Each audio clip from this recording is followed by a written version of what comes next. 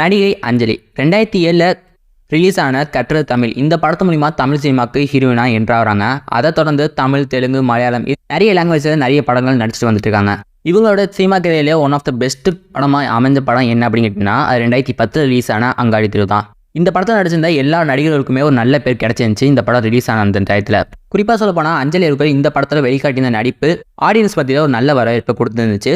இந்த ஒரு கதைக்கு அஞ்சலி அவர்கள் கரெக்டாக செட் ஆவாங்க அப்படின்னு நினச்சிதான் இந்த படத்தோட டேரக்டரான வசந்தபாலன் ஃபர்ஸ்ட் நம்ம அஞ்சலியை அப்ரோச் பண்ணியிருக்காரு. கதையை கேட்டதுக்கப்புறம் ரொம்பவே பிடிச்சி போன நம்ம அஞ்சலி அவர்கள் படத்துக்கு ஓகேன்னு சொல்லிட்டாங்க. இந்த படத்தில் ஒரு பர்டிகுலர் சீன் பிச்சைக்காரங்களாம் படத்துக்கு ஒரு பிளாட்ஃபார்த்தில் நம்ம அஞ்சலி அவர்கள் படுத்துருக்கிற மாதிரி ஒரு சீன் இருந்திருக்கும். அந்த சீனை ஷூட் பண்ணிட்டு இருக்கும்போது அந்த சீன் நம்ம அஞ்சலி அவர்களுக்கு பிடிக்கவே இல்லையா. சொல்ல போனால் அந்த இடத்துல நம்ம படுக்கணுமா அப்படின்னு சொல்லி அவங்க யோசிச்சு கோவமும் பட்டிருக்காங்க.